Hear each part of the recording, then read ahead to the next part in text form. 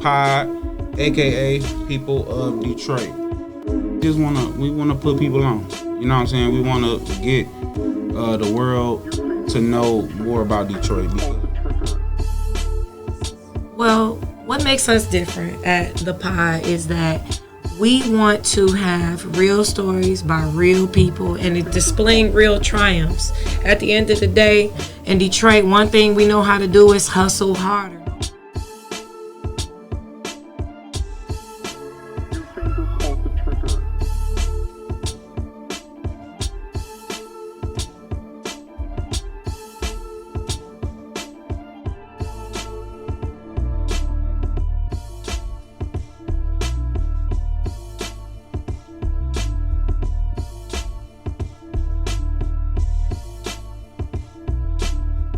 Yo, what up, doe? Y'all already know what it is. It's your boy, Sir LA. And it's me, your girl, Dahlia. And y'all in here rocking with the Pod, aka the people of Detroit. Yeah. Yes. And today we got another special guest in the building. Wonderful time. And he has been through quite a bit in his singing career. He has touched a lot of hands, shook a lot of hands, been around a lot of people, shoulder to shoulder with legends, you know, and he even working on his solo career right now, and it's going crazy, and he working. Writer, actor, basically, you know what I'm saying, the whole nine. And the person that I'm speaking of is Etto Valli. What up, doe? What's going on, y'all? Thank y'all for having me. Yes, for indeed. Thank sure. you for coming. And we appreciate you, you know, pulling up and rocking with the pod, man. And typically, when we get our guests on here, the first thing we ask them is, what hood made you? I'm from the West Side. Well, West Side. Say You from know, the it's West Side love for on sure. all sides. P-Rock, okay. It's love for all sides, but you know, we West Siders. It is what it is. Yeah, for sure. So, you know, what's something early on in your life, Etto, where you wanted to be something else besides a singer? What was that? What was something that you wanted to be besides a singer? Shit. I wanted to be a lot. A zoologist, a lawyer. Wait, that came all the way. Whoa, Look, right. I wanted to be a zoologist, a You went lawyer. crazy real quick. Computer engineer. That's actually what I went to school for, computer engineering. Okay. And you went to Wayne State, right? University of Michigan. University of Michigan. I don't know why I said Wayne State, but U of M. Okay. And early on in your childhood, you know, with all that stuff you want to be, you know what I'm saying, was singing something you started early before you started really taking it serious, like at an early age? Yeah, I was probably like 3. Oh, wow. When I found out that I could sing, but I didn't like start really taking it seriously until I was probably like 16. Okay. 16? Yeah. Okay. That's cool. And in the process of you working, when you working on your craft, you know, what were some things that you experienced on your way up, you know what I'm saying, dealing with, you know, the singing avenue? There was a lot. Luckily for me, I had a lot of people to kind of show me the way, and that's kind of like where a lot of people miss it. Like they don't really have anybody to, you know, that's done it already to kind of show you how to do it. So when I was 16, I did a play called Unequally Yoked, and in that play, I met Lisa McCall, who was a celebrity choreographer, and she was the choreographer for the show, and she's also the choreographer for Aretha Franklin. Right. So rest in peace, the Queen. Yeah, yes, rest in peace to the Queen. For sure. So when I was doing that show, I was actually just like singing background. I wasn't like a main character or anything. Okay. And she was like, "You're not supposed to be in the back. You need to be in the front." And like once the show was over, she was like, you know, we're gonna exchange numbers. And then she called me and was like, "I need you to come to this rehearsal." And I show up to the rehearsal, and it was Aretha Franklin's rehearsal. Oh, wow. That's crazy. Like, I know you had to walk. What was your first thought when you walked in that room? Like, oh, my God, this is a Like, you weren't A gonna tell legend. me. You just say, I think if they would have told Yeah, you, that's exactly what that she preparation, said. you probably would have stuck you your foot wouldn't in have your mouth. came in as smooth as you did. You probably would have Yeah. been like anxious. You know what I'm saying? For Yeah. sure. So like, how was that when you met her? Like, what was your first greeting towards her? What did she say to you? Well, she's I'm just ready for this response. she's the queen, so you know. It's, when she say go, you know, she really wasn't saying too much to me. You know, it was hello, and you know, I'm like, you know, nice to meet you. And gotta call her Miss Franklin. I made that mistake. You know. I didn't call her Aretha. I called her, you know, I was like, nice to meet you, Aretha Franklin. And she got me, no, it's Miss Franklin. She got you together quick. She said, yes, ma'am. Right. See, like, Yes, you ma'am. knew. Okay, yeah. You would. Yes, ma'am.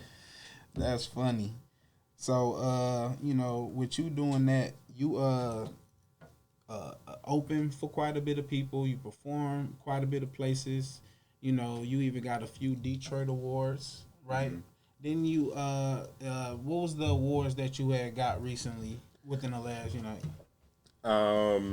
I got a Spirit Award, and I was nominated for 2 Detroit Music Awards. And that's awesome. And that's dope. That's dope to be acknowledged like that, for sure. By your peers, especially. In your city. Yeah, that love. Yeah, because I didn't even know I was nominated. That was the crazy thing. That's like, awesome. It was like, I was like on Facebook, and somebody was like sharing the nominees. And I was just like scrolling around. I was like, "Wait a minute, is that my name?" And then nobody even told you. You called it on your own. Now that's dope. Nobody even told that's me. dope. Yeah. That's a dope surprise. So I got a question for you. When you've been along your journey and all these different people that you're grabbing information from and just kind of molding yourself into your own identity musically. When is the moment when, because I know you said you decided to take it seriously at 16, but when is the moment when you actually heard yourself and you knew, like, this is what I want to do for the rest of my life? Were you in the studio in that moment? Was it after a performance? What was that moment like when you knew, like, this is what I'm doing forever? When you were sure of yourself? Like, really, really sure. Mm-hmm. Probably a lot more recent than people would think. I'm 31, so I've been doing this professionally for 15 years.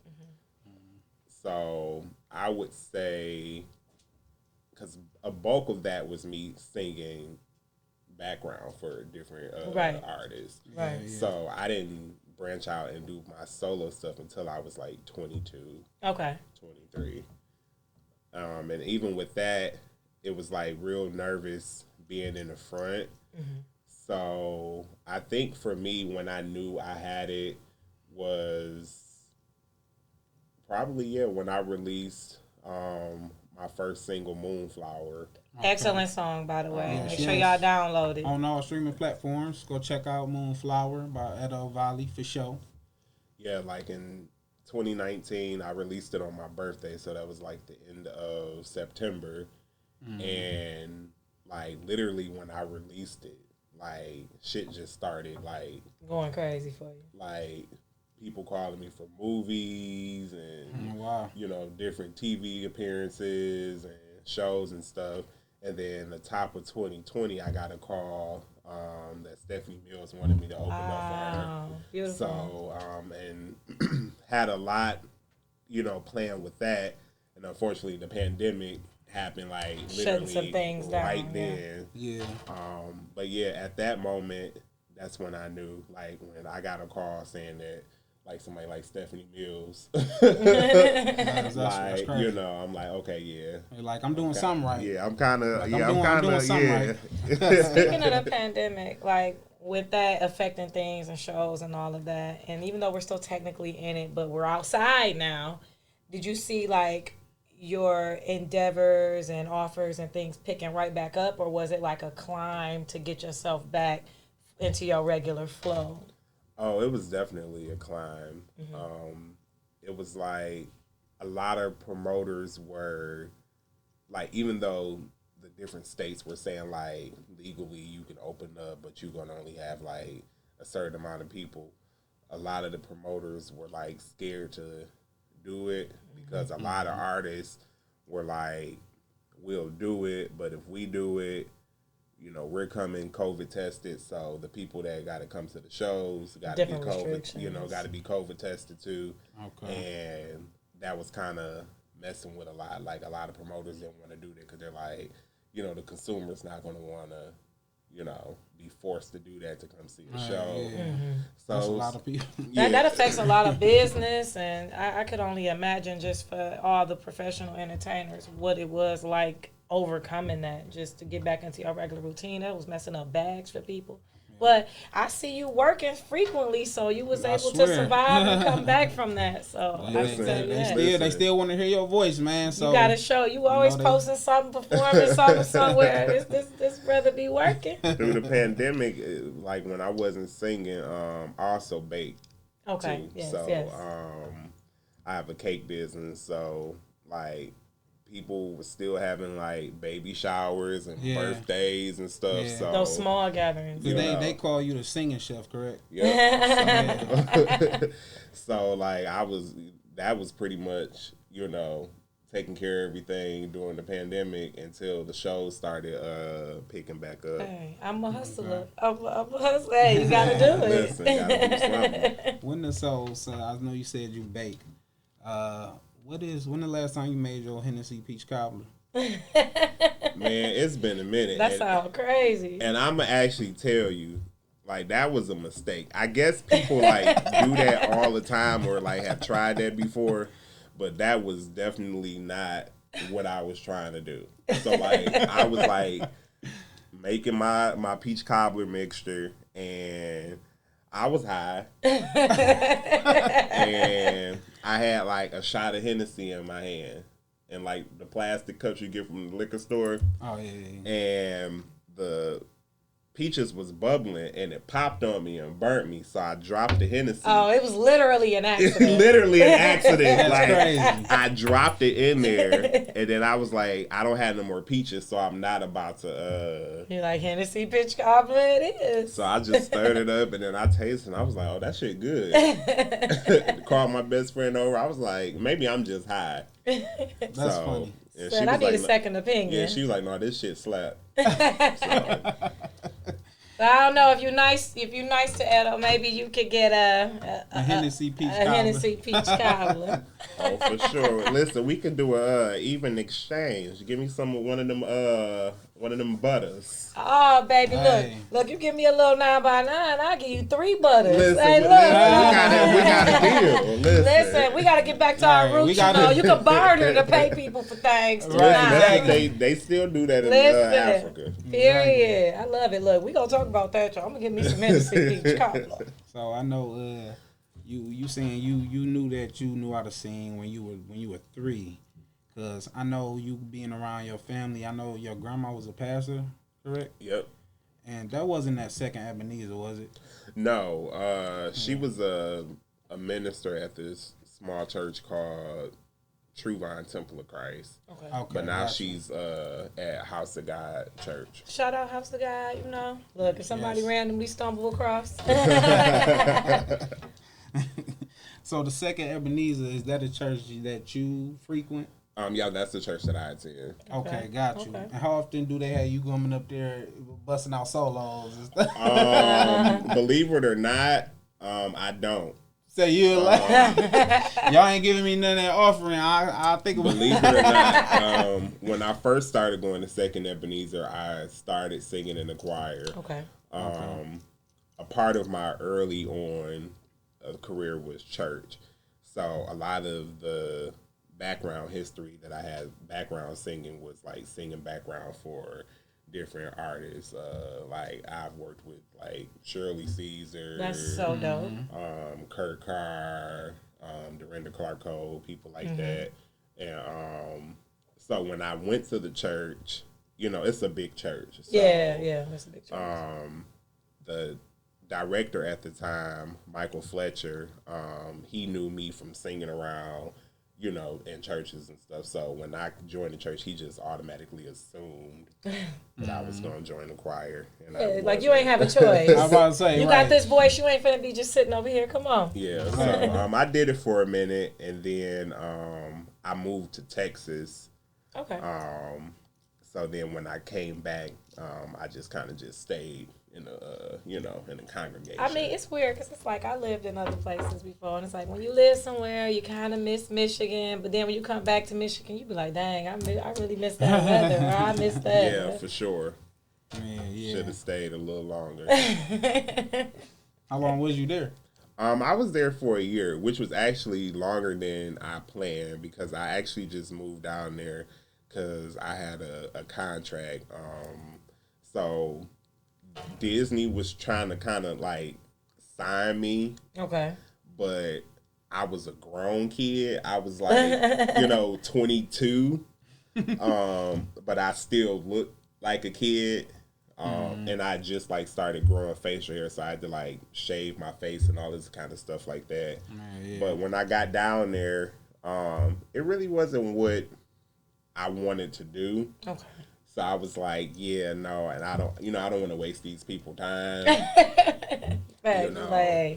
So, but they end up introducing me to some other like directors and stuff down there. So I end up getting some other stuff down there. Nice. It still sounds like an amazing experience. Yeah, so I stayed down there, and then one of my good friends lived down there, so it kind of made it a little easier. I wasn't completely down there, by myself. But yeah, I got homesick very quick, so it's literally as soon as my assignments was over, you was like, I was on the first thing popping. Yeah, it's like you can find better weather and everything, more shops, different energy, but it's just, I mean, Detroit is unique. It's its own. Oh, this time when I leave, I'm gone. Yeah. But I'm gone this time. Out. A lot of it had to do with I'm a mama's boy. So, and I just lost my mom in December. My condolences. I remember seeing that. Yeah. So, she literally was kind of like, she wasn't like literally holding me back in the physical sense, but I was holding myself back because of her. Mm-hmm. So, like, it was like I would only allow myself to go so far. Well, yeah, because you wanted to be there. For sure. Yeah. So, but now it's like, nope. So when I leave this time, I'm gone. That's all right. We'll be seeing all the wonderful things. It won't be Texas, I'm sure that'll open up way more doors for you. You know what I'm saying? Because you already knocking some of them motherfuckers down now. You know what I'm saying? Doing your thing. Was it a Perilous Times? Am I saying that right? Was that a play you were in? Yep. How was that experience? When you did that. That was different. That was actually one of the first plays I did where I had to do more than sing. The other shows I literally was just like singing. So got you. But this one, the director thought that like, hey, let's get you to do something a little bit more than sing. And Perilous Time is about the biblical times. So it's basically somebody in the present day having a daydream about the stuff that happened in the Bible days. And he wanted me to play a soldier. So I actually had to do like some physical, like on stage combat. And some acting, choreographed acting. Crazy. Okay. And let me tell you this shit. So I'm like 16. Okay, this is a big show. Like it went on tour. I would say I remember hearing about like Perilous Times Leon from I remember The Temptations was in there. And he was going crazy on plays for a long time. So it was like a star-studded cast for sure. And like weeks of rehearsal going through this stage combat. So the first night was good. Well, no, it was 2 shows. So the matinee happened, and then it went good. The evening show, it's time to get to the part where me and the guy do the little tussle. So he's supposed to, actually, he was the soldier. I played like a peasant person. So he's supposed to like hit me and I'm supposed to, act like he hit me and fall out. Okay. I don't know if he was trying to like show out for the people in the audience. I don't know if he thought he was going to get a bigger role or whatever. But that nigga hit me for real. And it was literally like a scene of a movie. Like, everything stopped. Like, the music, everything. Because, like, I literally just stopped. And I looked at him, and this a big nigga. Like, because they literally, they wanted him big and buff. So I'm looking at him, and he's like, oh, my God. Like, he's, like, apologizing. He was doing too much. Like, but I'm trying to not to react. So then I see the director, he always sits in the front of the show. So I see him get up and run off to come backstage to see, make sure I'm okay. So I'm like, okay, let me just fall the fuck out. Because that's what the fuck I'm supposed to be doing anyway. So it worked out, And I fell the fuck out, and then I'm down on the ground. So then my homeboy right there next to me, he like, did that motherfucker, we both laid down on the ground. He like, did that motherfucker hit you for real? I'm like, yeah, nigga. Oh, I know the rest of the audience thought you wanted that Oscar that that night. You talking about he didn't even get the extra coins or nothing. Just took the L. Occupational hazard. Okay, man. Never Listen, again. you was your own stunt man. You did your own stunts. Never again. Oh man, I'm good on that. And I know you touched on you were a little earlier that I know we went to the same high school. You know what I'm saying? Shout out Detroit Community High School. DC8. You know what I'm saying? I'm class 07. He was class 08. 08. And then the crazy irony about it is he went to school with Dahlia too. and went to school with her sister. You know what I'm saying? It's so crazy because she was telling me about him, and I did my research. I'm like, yeah, let's get him on. As soon as I start doing my work on him, I'm like, he know her. It was just crazy. Yeah, so, that was just dope, little fun fact when I found that out. You know what I'm saying? It's a big, small world. Man. And I know at one point in your singing career, man, you had the chance to meet Stevie Wonder. Oh, yeah. That's amazing. How was that, bro? Amazing. So, once again, Lisa McCall, who's my... Shout out to Lisa McCall. For sure. I heard her name a lot during this interview. Who's my booking agent.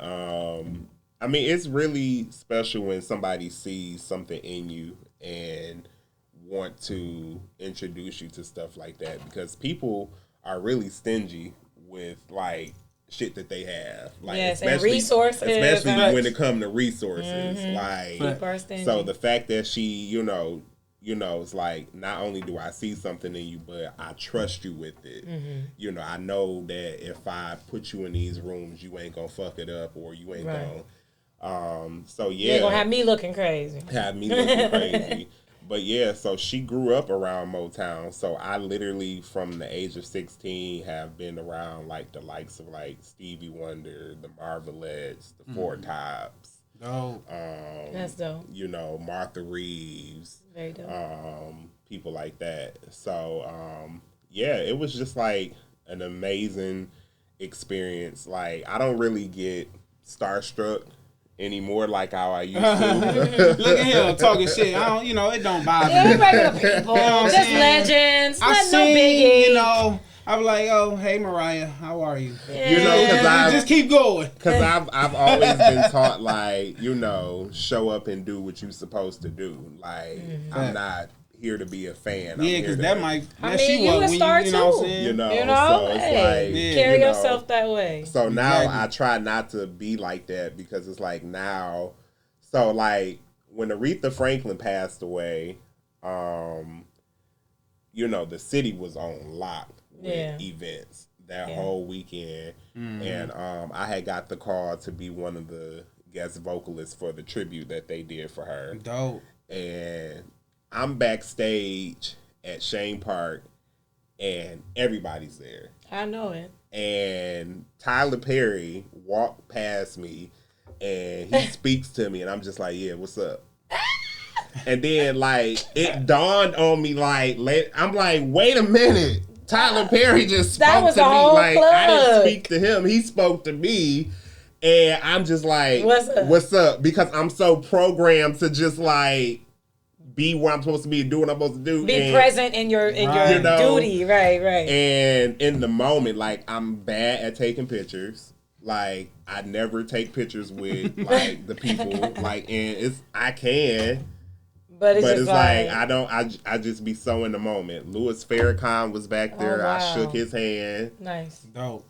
Like, it was just like crazy. So like now I'm trying to be like, okay, now in 2022, when I'm in moments like this, actually I did it in 2020 when I opened up for Stephanie Mills.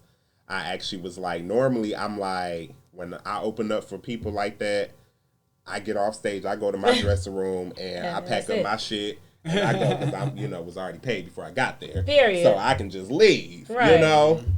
But this time I was like, you know what? No, I want to mingle. If she'll have me, because some people will be like, no, they don't want you to have that access. She was very, very, very welcoming, and nice.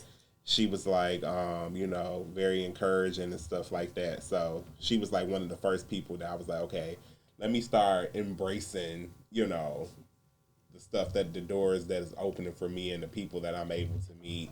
Because right now it's just like, my own personal memories and not, stuff that I can.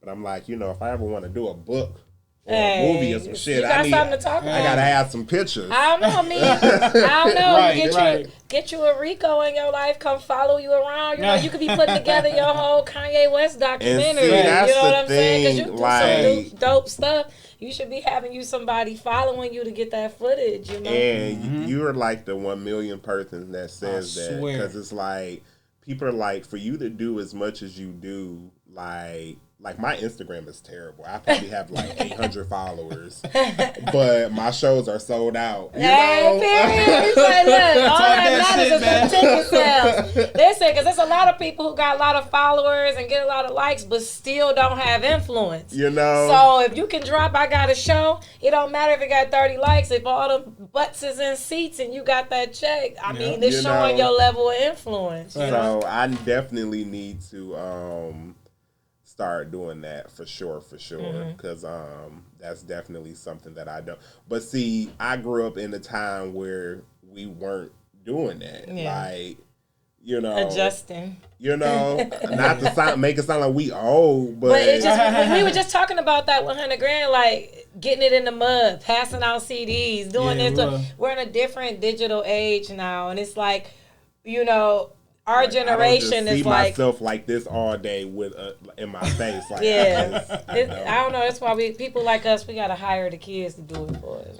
And I got 10 nieces and nephews, so I don't know why I ain't hired one of them. Yeah, you gotta get one of the kids to do it for you. Let's keep that bag in the family, man. You know what I'm saying? But I know we talked about you being in a play and you experiencing with acting.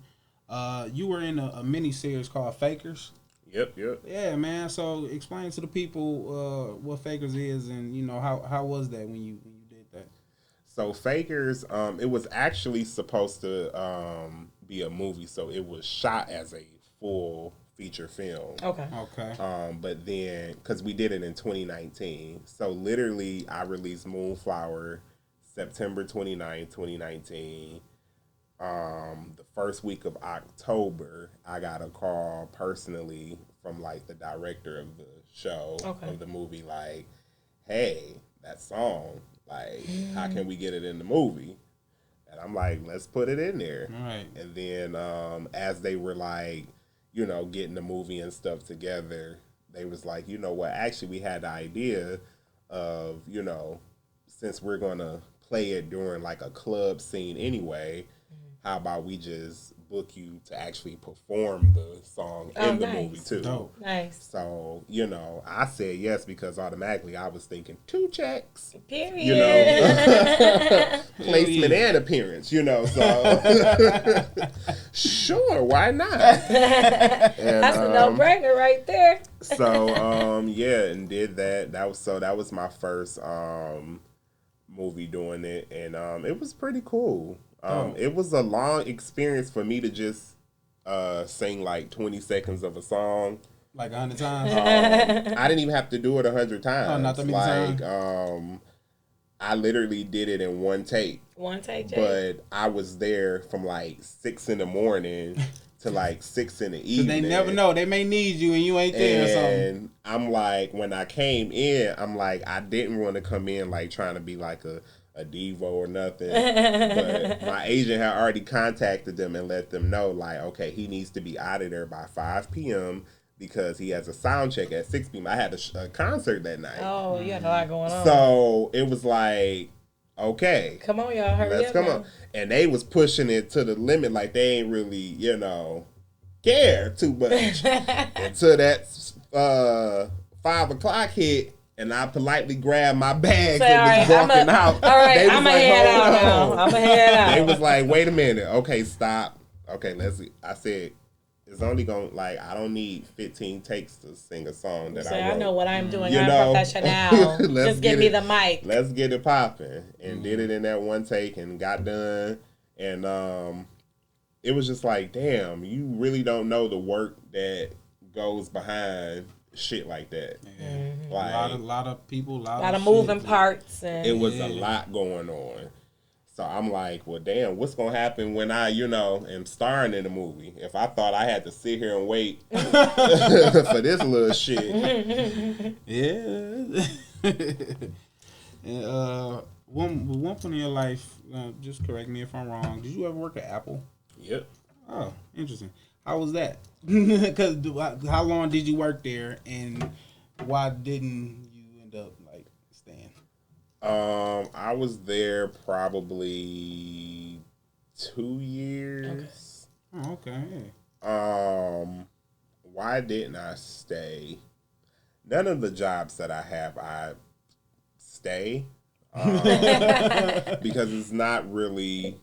It's not your true. It's not your passion. And it's not like I've had like little pity pat jobs. Like my degree is in engineering, so all of my jobs have been like of quality. Yeah. Sprint. I worked at DTE. You must know about them. I don't know nothing. Look, on camera, I don't know nothing about nothing. I'm just listening to these lists of jobs. Yo. Shout out Natural Nation at 12. I don't know nothing on camera, but I feel you. I felt it in my soul. Yeah. So it's like I do it until like I can't really do it no more. Apple was cool. What made me leave there was like they was switching management, and there was a lot of you know shiesty shit going on, and you know you can tell that this is where they kind of needed to be, like because they were comfortable because of the setup, and I had to let them know. That like I ain't got just this now. I'm ranking number 1 in y'all company, so anybody will want me, and they didn't think so. So what I did was I took a 2-hour lunch break. Oh, interesting. Okay, went right down the street to 7 Mile and Telegraph to Sprint, the corporate store. Period. Interview with them, got hired on the spot. Went right back to Apple, sat my ass right back in my seat. Ill nigga award goes to. And left the next day. Actually, they took me to the office the next day, tried to fire me.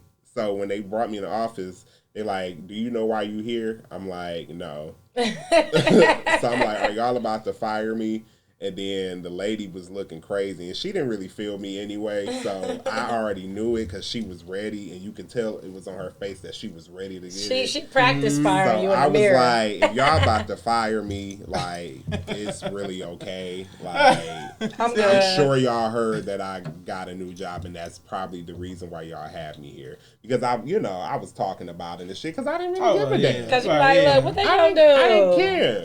You already took a 2-hour lunch break. Options, like, like, and it wasn't just that location that wanted me. It was like 4 different Sprint locations that wanted me. Oh yeah, you had a bid to work on. Like, okay. That was child's play, and I was getting paid more money. So yeah, I caused the whole scene, stormed out, went to my car, blasted my music, sat on the hood of my car, rolled the blunt, smoked the blunt. Some Detroit shit. All types of shit. They didn't call the security on me, though, because they knew you. I ain't They gonna lie. like, look, Well, this is that was last day, nice y'all. to you. Let them, you know what I'm saying? Do That his was thing. nice Ain't to nobody you. tripping. T-Mobile escorted me out by security. Shout out to T-Mobile. That location ain't there no more. I don't think 7 Mile, Illinois. T-Mobile, Sprint is now T-Mobile. Right, exactly. T-Mobile security walked me out. You know, that's a whole nother story for a whole nother day. I kind of bucked up to the district manager. So yeah, y'all know I wasn't gonna have a job after that. I was on my way out the door after that. Man.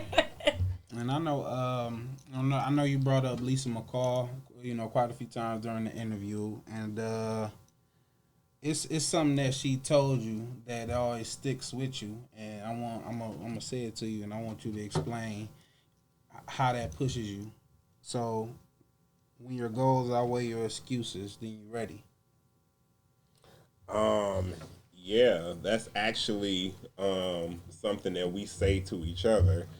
When your goals outweigh your excuses, meaning that so many people have so many goals, but then they don't put the work into it to obtain them. Yeah. And then they have all the excuses why it didn't Holding work. themselves back. Yeah. It didn't work. Mm-hmm. And not everybody is cut like that. And that just kind of means that everybody's not meant for it. That's why, thankfully, I was brought up around the old school. So I have that old Hollywood, you know, upbringing, teaching, you know, which is different from now. Indeed. So it's crazy because when my mom passed away December 11th, I had a show December 15th. And it was at Charles H. Wright Museum, sold out. It was a Christmas show. And they just automatically assumed that, you know, I wasn't going to do it because of what happened. Yeah. And I was actually on my way to rehearsal when the hospital called and, you know, and told me. And, yeah, so I was like, you know what? I'm not going to do it. But then as I sat there, I'm like, all I could hear my mama, you know, in my head, like, nigga, if you don't go do, do this damn show, like. Because you're going to be what if in yourself that next day. You're like, why didn't I just do that? Yep. And I remember it was like maybe like 30 minutes before like the doors were supposed to open. And when I walked in, the whole cast of the show was like on the stage, like doing the prayer circle. Oh, wow. And when I walked up, like they was just like, "What are you doing here?" And I'm like, "We got a show to do. Like, what are you talking about?" True professional. That's and it's like a lot of people don't have that mentality, and it's like you have to have. It's like if it's really something that you want, then absolutely nothing will stop you from going after it. Like nothing. If it's really, really, really, really, really what you want, and if it's really, really for you, then it's gonna happen. So you don't like. I don't feel like the work that I put in is in vain, or I don't feel like it took me a long time to get to where I am, because I know why it took me a long time. I don't make, you know, the excuses for myself. Like I knew that I didn't want to leave home. Like, so I would only go so far, do so much. But I know if I would have left home at 16 and went to LA or New York, easily. Yeah. Easily. Like, super easily.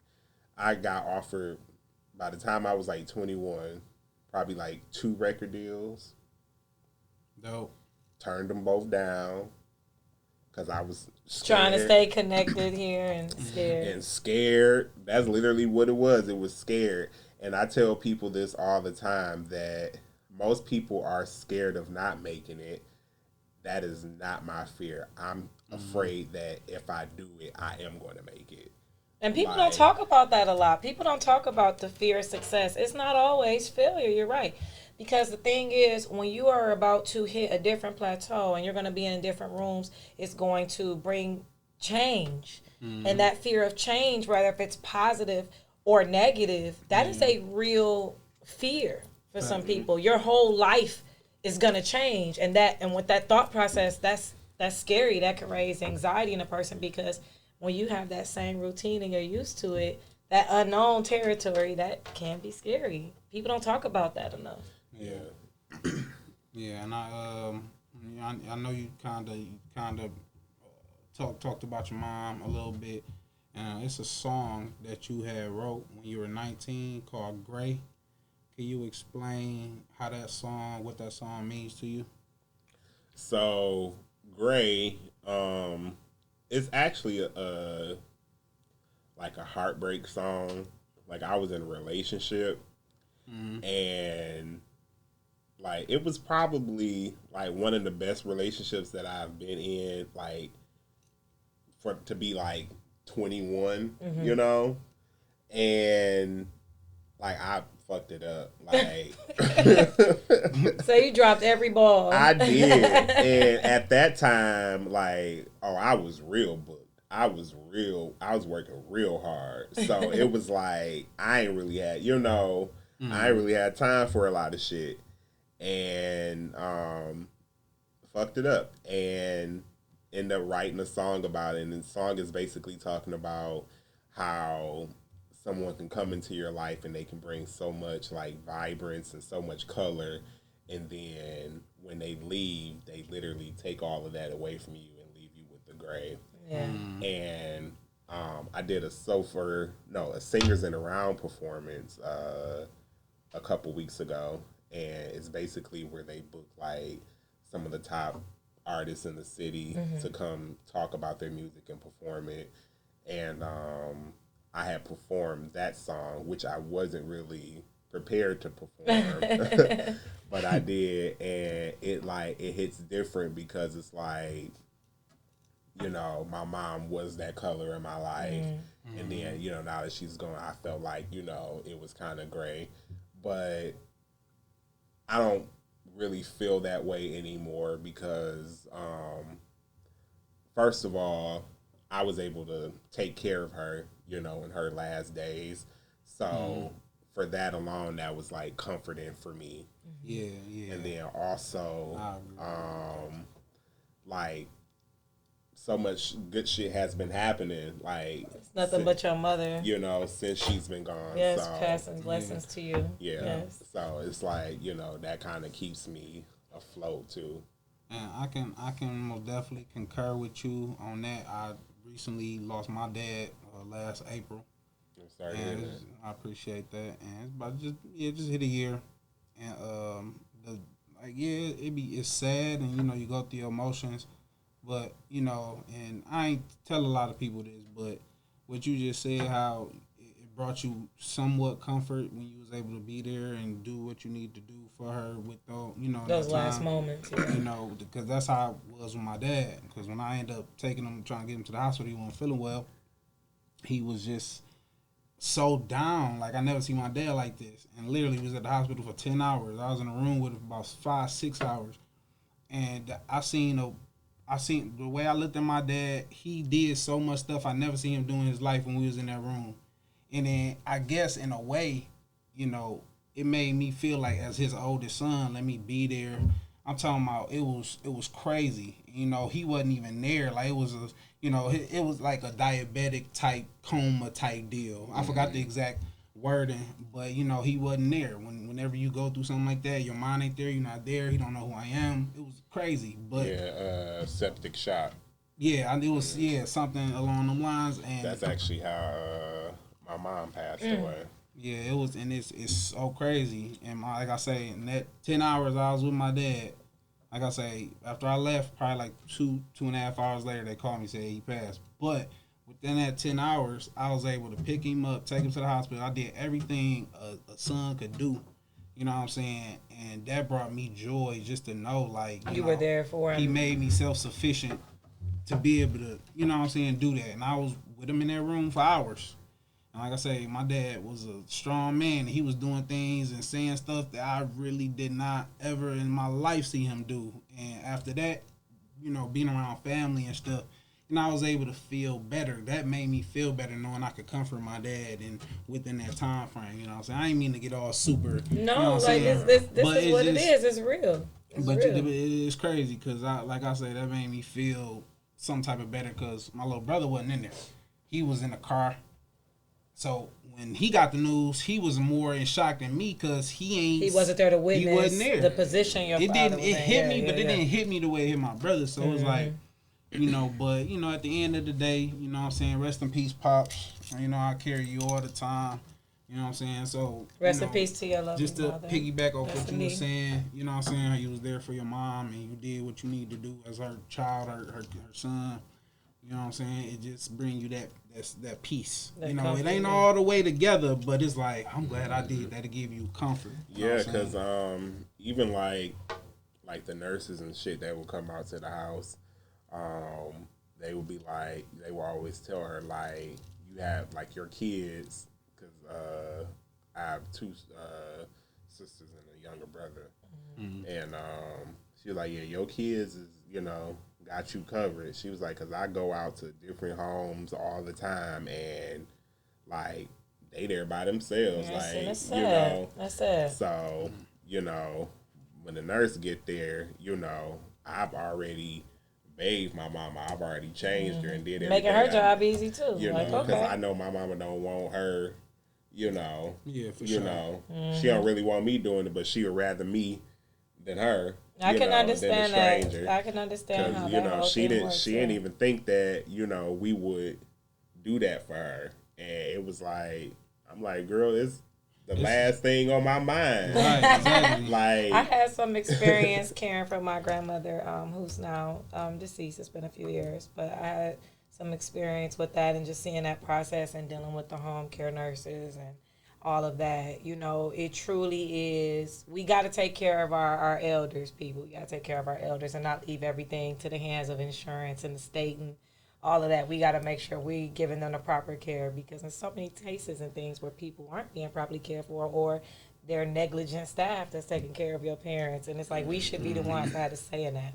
But I want to change the energy, and I want to ask you something. I have time to get this question in. On a light, positive note, I want to know your favorite childhood memory growing up in Detroit. The one that sticks out to you the most. Like, it could be a specific memory. It could be a certain occasion or just something that brings you joy. Growing up in Detroit, I mean, shit. Just like being a kid growing up in the 90s. Period. Like, yeah, 90s in Detroit is something different. I literally was born in 1990, so I literally we say this every episode. Was able to like enjoy the 90s and yes. what it was like. The fire hydrants busted open. Yes, I haven't seen that in a long time. Okay, water hose water. What? The best water you could drink out of a water hose. For days, boy. Listen, it'd be jumping nice and on the cold back too. of ice cream trucks. Just shit like that. Just shit's always been crazy. It has been, but it was different. It was like, it was different. Like, shit's a different type of crazy. It's like, because it's like, and it's crazy when you think about, like, when our parents are saying, stuff was bad, but it's bad now. Then we look like, no, stuff is really bad now.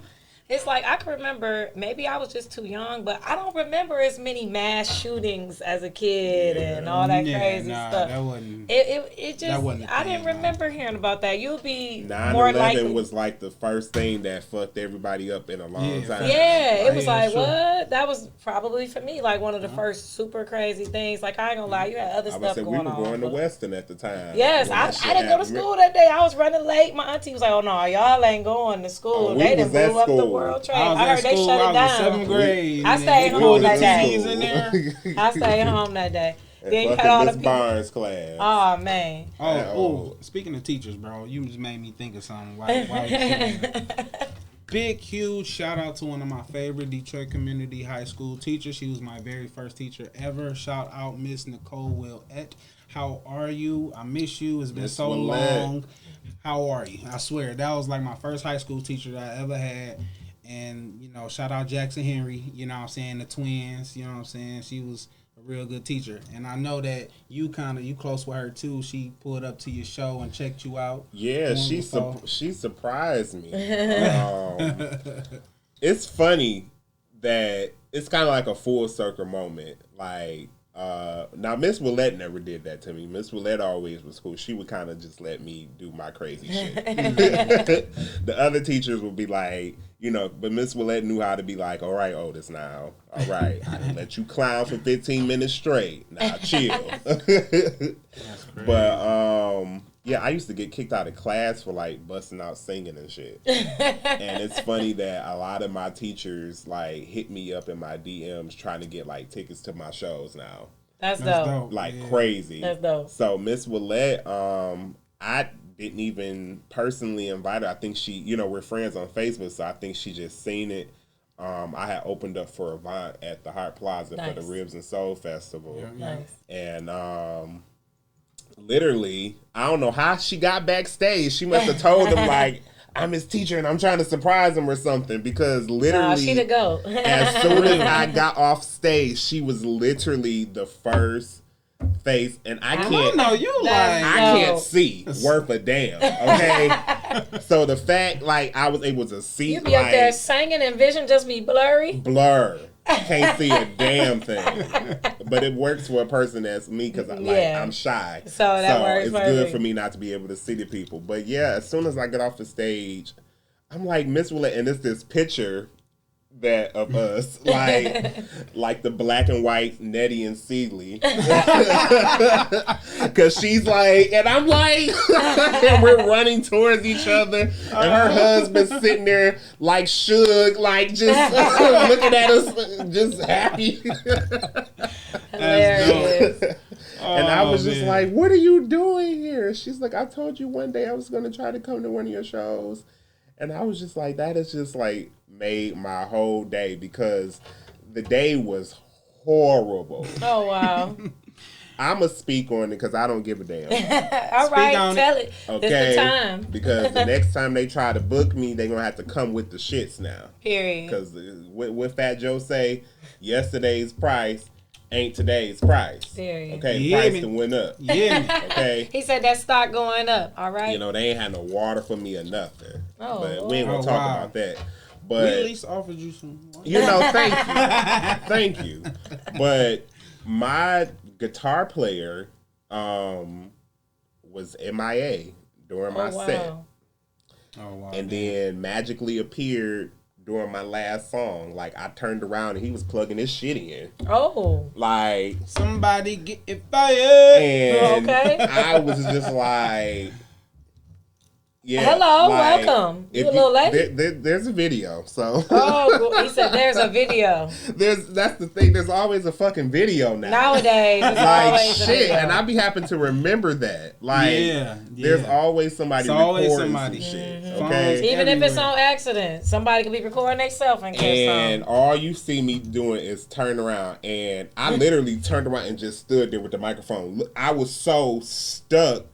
I had to snap myself back and remember that I was performing, because I was like, he was ready to black out on his head. Say, it would have been better off if he just never came back. At this point, you come and plug his in. At this point, I'd have had my keyboard player find 2 extra keyboards. I'm like, can't you use like 4 keyboards at one time to make one sound like? And he was like, yeah, man, I got you. I'm like, okay, cool. So we didn't already set the shit up, and then this is the last song. And you want to pop into the party late. And then thought he was going to get paid. Excuse me? Hell no. So I was in such a horrible mood. So getting off the stage and seeing Miss Willette, like, literally flipped the whole thing. I think I paid the man $60. That was still generous. That was generous. That was generous, honestly, nah. You ain't have to give him shit for real. I wouldn't. And that's only because my agent told me to. Because she said it was good business, because he at least did attend the rehearsals and he was on time. And he did. He was at the show. Like, he did my sound check.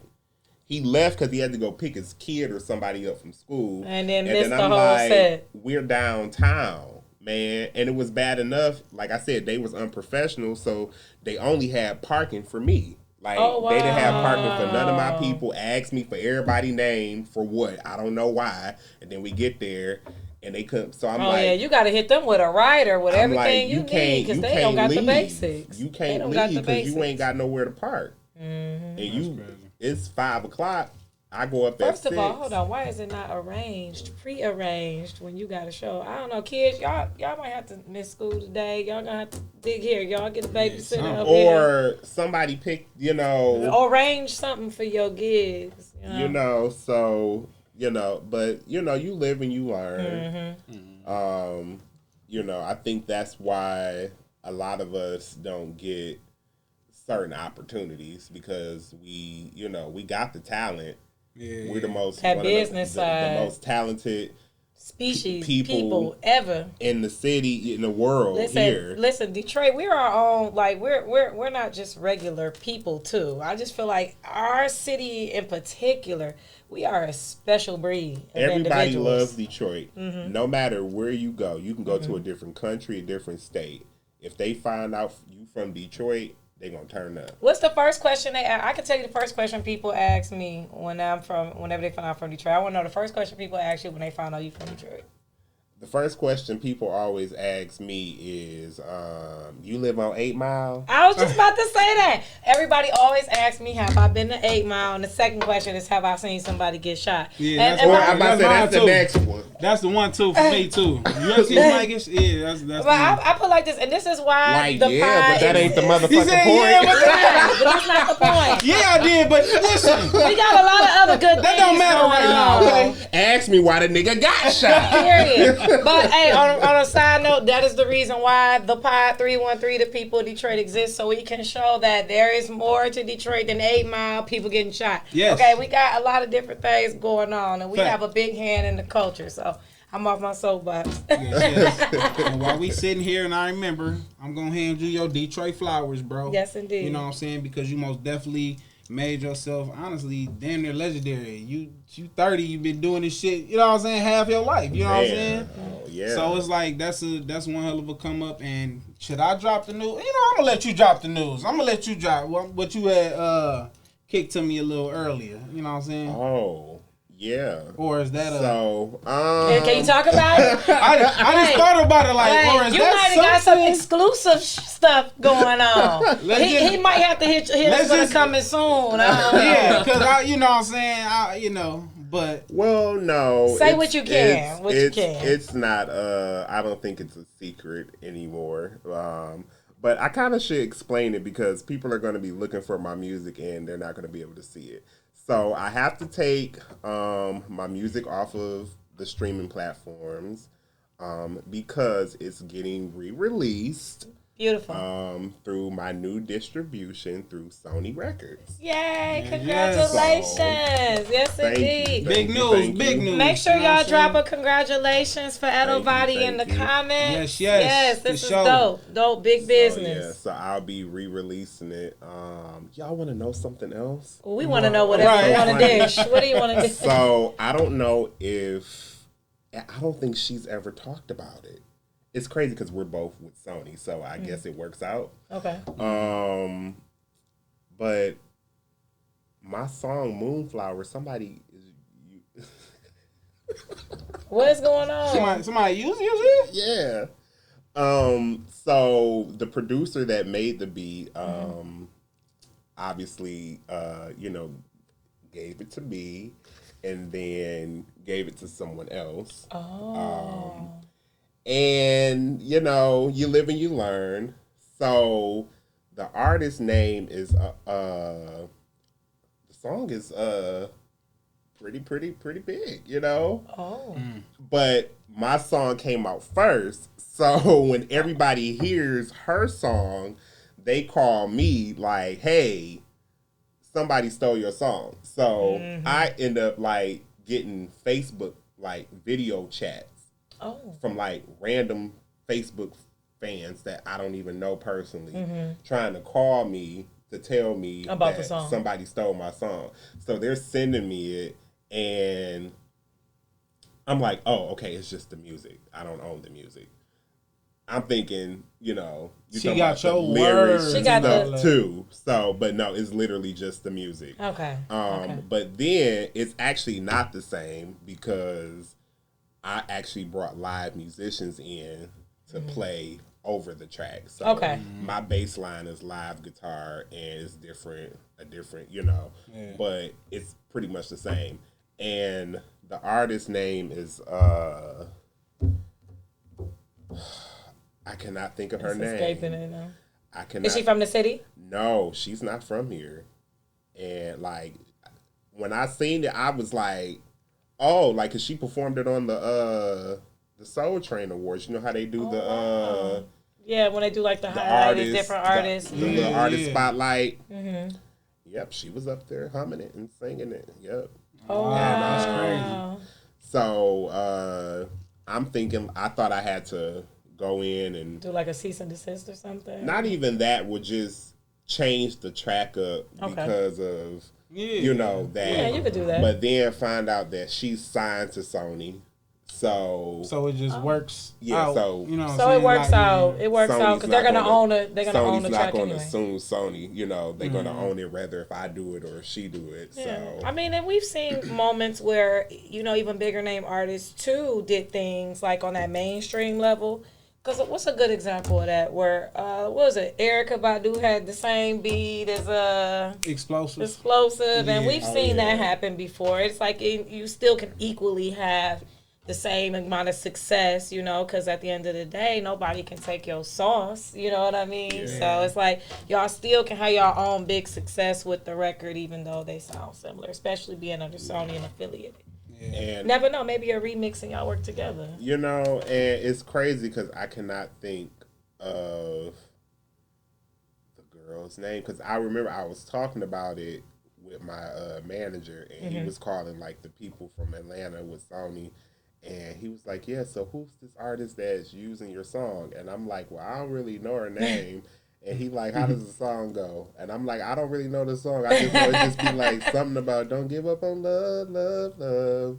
And something. And he just immediately said her name. And I was like, oh, yeah, that's her. He was like, oh, she signed to Sony like you. I'm like, oh. He was like, oh, yeah, so we don't even have to redo anything. He was like, Just put it out. we should just put it out again. So I was like, oh, okay, cool. Mad that I cannot think of her name. Now you're going to have me on the phone we looking. gonna figure it out. Well, shout out to you, young lady. Much success. For sure. But, again, we appreciate you stopping through, rocking with the pod, you feel me? And telling the people, a bit of your story and a bit of the, hurdles you went through to get to where you are. And I know it's still a process, you know what I'm saying? And I know, it's a lot of things coming for you that I know it's going to, it's going to be what you want at the end of the day. So appreciate you stopping through, you know what I'm saying? Thank y'all for having me. I want you to put out your social media handle, tell the people what's coming up, any future shows or anything. Okay. Y'all can follow me on Instagram at Etto Valli. That's ETTOVALLI. Also on Facebook. Shows coming up. Yeah, I have a show Saturday. So you stay working. Stay booked and busy. At the Detroit Shipping Company, I will be headlining a show. Okay. And I got some amazing special guest artists with me. I don't have the flyer with me. It's on my phone. My phone's dead, so I don't want to start naming people and then forget the But yeah, it's from 7 to 10, and it's a free show. So it's like you can't beat it. Free Let me quality say entertainment. Let me say this right now, okay? Let me just say this. Everybody loves talking about, oh, you never tell us about your shows, or you never do this, you never do this. And then I tell them, and then they look at the ticket price like I got something to do with it. And then be like, oh, we don't want to pay this, we don't pay this. It's free. It's free 99. Free concert. So if you do not come, that means you don't want to see me. Hey, and that's a cheap date night. That's a cheap. Get you a date. It's going to be food. Free admission. All you got to do is pay through for your food and your drinks because it's going to be food and drinks there. Like it's different restaurants, different vendors and all Period. that. The place sits 2,000 people. Okay. Oh wow, it's just that many people. Damn. Every 2,000 spots is gonna be filled up. I'm trying to tell y'all. So it's from 7 to 10. So get down there a little early if you don't want to stand up and you actually want to be able to sit down, like by the little stage And area enjoy, and stuff. Because I went down there to see Katrina Carson perform a couple weeks ago, just to kind of check out the spot. Okay. It's a dope spot, but it's not a lot of seating. Everything is kind of like standing Open up. area. An open area. So like, you know, they definitely, when they do the concerts, they, you know, try to squeeze as many people In there as they can, in there yeah. as they can. And if it's 2,000 people. So get your parking spot. Get there early. Because the parking, they ain't got no parking lot. So yeah, get down there early. And y'all gonna have to come and check out Etto Valli because them vocals is the truth. That's all I'm saying. Facts. Okay. Facts. And I'm going to tell y'all a secret that don't nobody know.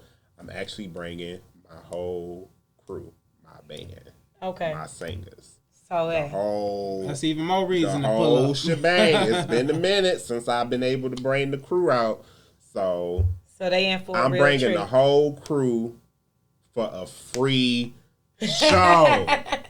Nigga, when it's free shows, niggas sing to tracks.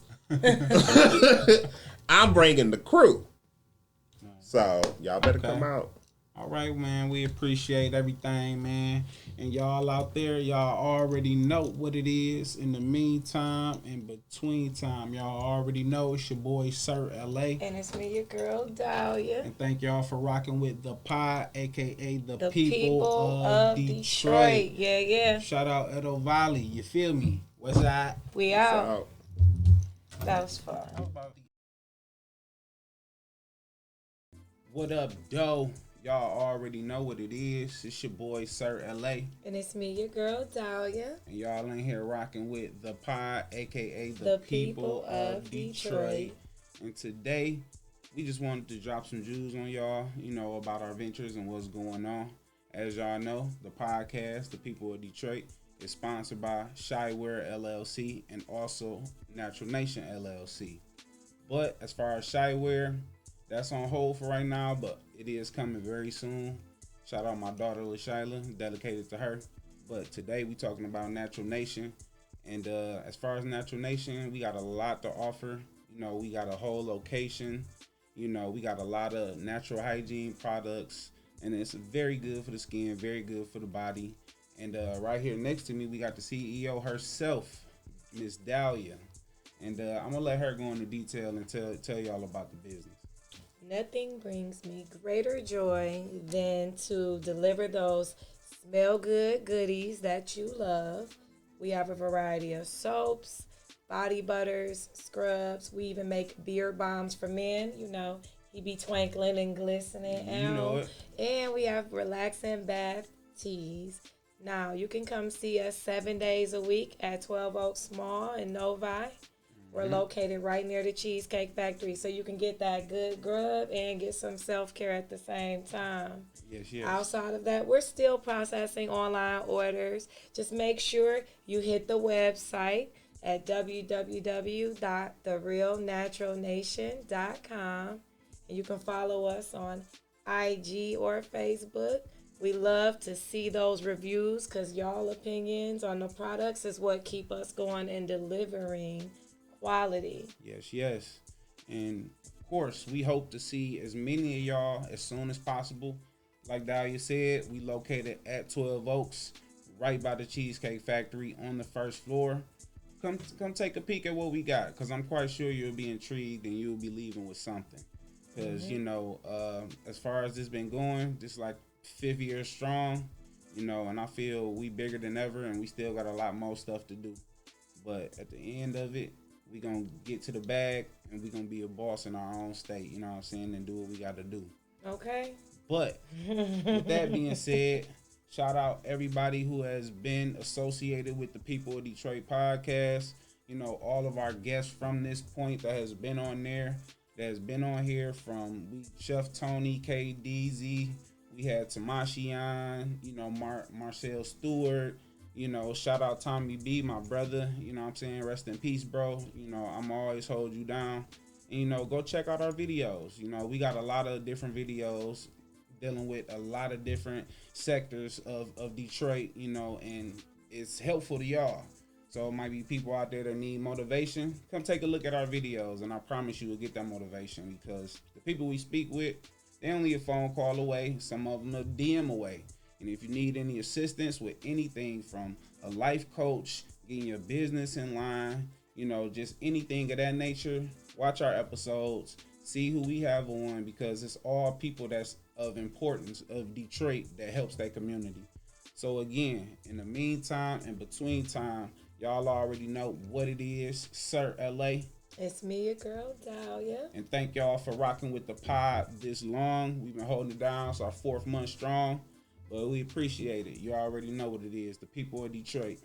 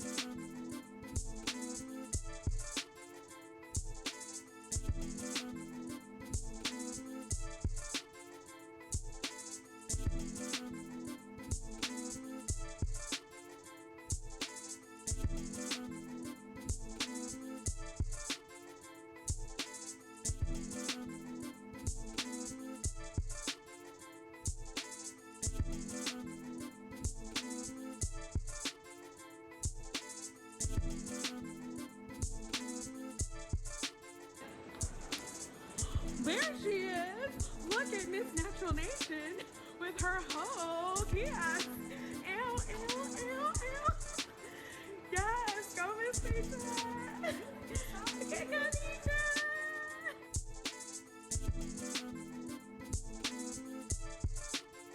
We here, we live, baby. Natural Nation.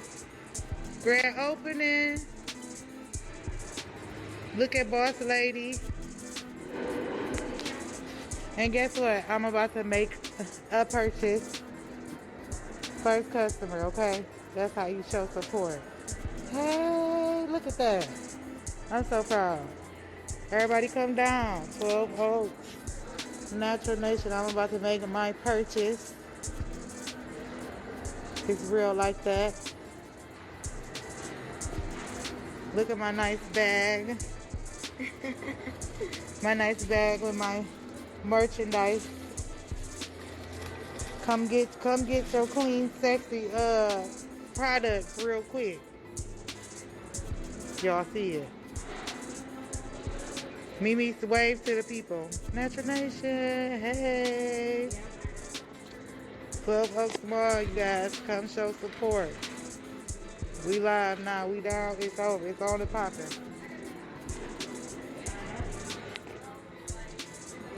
This setup is like really cute.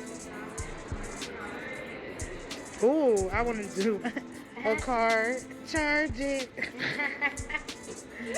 Charge it. See y'all making my first purchase. And look at that. I'm getting on my wallet. Wow. All right, guys, come and shop, support. Hey. Sunday, just like the prodigal son. You guys, I'm about to get in the shower, get ready for church, and today I just want to share with you all what soap I'm using from Natural Nation. It is the mango soap.